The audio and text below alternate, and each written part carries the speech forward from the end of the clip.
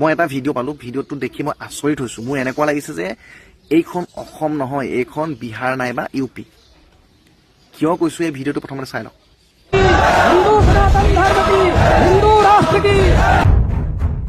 नमस्कार सबको, जय श्री राम। आज जितने भी कार्यकर्ता यहाँ पर आकर उपस्थित हैं कि वो बाबरी मस्जिद बना रहे हैं। ऐसे बाबरी मस्जिद को खत्म करके और असम में जिस तरह से क्रिश्चियन मस्जिदों का आमंत्रण का काम कर रहा है, उसको भी खत्म करने का काम बजरंग दल करेगा।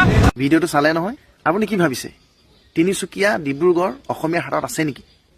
নাই। আমাৰ অসমীয়াই মুখেৰে পেটেৰ পেটে কৰিব পাৰিব।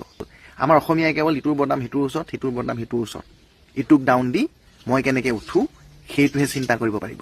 মনত ৰাখিব, কাৰণ তিনিচুকীয়াৰ ভিডিঅ' হয় এইটো। তিনিচুকীয়াত এতিয়া সিহঁতৰ নিজৰ মৰ্জিমতে প্ৰাৰ্থী বিচাৰিব পৰা হ'ল, নিজৰ মৰ্জিমতে সিহঁতৰ কালচাৰ, যিখিনি কালচাৰ সিহঁতৰ, আমি মঠ মন্দিৰত যাওঁ কিন্তু এনেধৰণে আন্দোলন নকৰোঁগৈ, এনেধৰণে জয়ধ্বনি নিদোঁগৈ। সিহঁতি সনাতন ধৰ্ম ৰক্ষা কৰিবলৈ যিমানখিনি যি কৰিছে, আমাৰ অসমত সেইখিনি যদি কৰিবলৈ দিওঁ সিহঁতক, আমাৰ অসমীয়াও আছে কিছুমান যিখিনি চামচা, বিজেপি চৰকাৰৰ যিখিনি চামচাগিৰি কৰি আছে, ফ্ৰী টকা পাইছে, ফ্ৰী পকেটত তেল পাই আছে, ঘূৰিবলৈ পাইছে, চোৱা চেলিকিবলৈ পাইছে, সেই মানুহখিনি জইন হৈ আছে এনেকুৱা মানুহখিনিৰ লগত। আৰু সিহঁতৰ কাৰণেই এদিন আমাৰ অসমখন বৰবাদ হ'ব। কেৱল বিজেপি চৰকাৰ বুলিয়ে নহয়, বিজেপি মানুহ বুলিয়ে নহয়, প্ৰত্যেক ৰাজনীতি দলে নিজৰ মুনাফাৰ কাৰণে, নিজৰ ফাইদাৰ কাৰণে এনেকুৱাবিলাকক ছাপৰ্ট কৰি আহিছে। সদায় মনত ৰাখিব অসমীয়াই, আমাৰ নিজৰ কালচাৰটো বচাবলৈ হ'লে এইবিলাক কালচাৰ আমি সদায় ইগন'ৰ কৰিব লাগিব। আমাৰ নিজৰ কালচাৰটো বচাবলৈ হ'লে আমাৰ অসমীয়া কালচাৰটো ধৰি ৰাখিব পাৰিব লাগিব। আজি কেইজন মানুহ আহিছে ওলাই, শংকৰ উৎসৱ পাতিছে, কেইজন মানুহ ওলাই আহিছে, কোনো নাহে নামঘৰলৈ।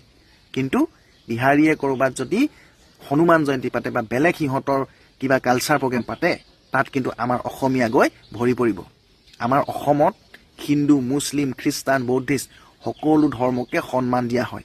আৰু ইহঁতবিলাকে যেতিয়াৰ পৰাই অসমত সিহঁতৰ কালচাৰটো পাতিব ধৰিলে, কালচাৰ যিকোনো প্ৰগ্ৰেম পাতিব ধৰিলে, আমাৰ চৰকাৰে যেতিয়া সিহঁতৰ কালচাৰখিনি আমাৰ অসমত পাতিব পৰা সুবিধাটো কৰি দিলে, তেতিয়াৰ পৰা সিহঁতি ভাবি ল'লে যে এইখন অসমতো আমি কব্জা কৰিব পাৰিম। তেতিয়াৰ পৰাই প্ৰত্যেকটো ধৰ্ম, হিন্দু ধৰ্ম বাদে প্ৰত্যেকটো ধৰ্মকে সিহঁতি টাৰ্গেট কৰিব ধৰিলে। ভিডিঅ'ত আপোনালোকে পাই আছে কিমান ডাঙৰ ডাঙৰ ঘটনা ঘটি গৈছে। মুছলিম, খ্ৰীষ্টান, বৌদ্ধিষ্ট প্ৰত্যেক ধৰ্মকে ইহঁতি টাৰ্গেট কৰে। ইহঁতৰ এটাই এম, ইহঁতৰ মতে ভাৰতবৰ্ষখন হিন্দু ৰাষ্ট্ৰ হ'ব লাগে। হিন্দু ৰাষ্ট্ৰ কৰি কি কৰিব ইহঁতি? ভৱিষ্যতে যদি হিন্দু ৰাষ্ট্ৰ হৈও যায়, তথাপিও ইহঁতি কেতিয়াও মিলি থাকিব নোৱাৰে।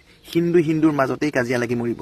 ইহঁতৰ বৰ্তমান চলিয়ে আছে, ইহঁতৰ উচ্চ জাতি, নিচ জাতি এইবিলাক চলি আছে। ব্ৰাহ্মণৰ ভিতৰতো উচ্চ জাতি আছে, নিচ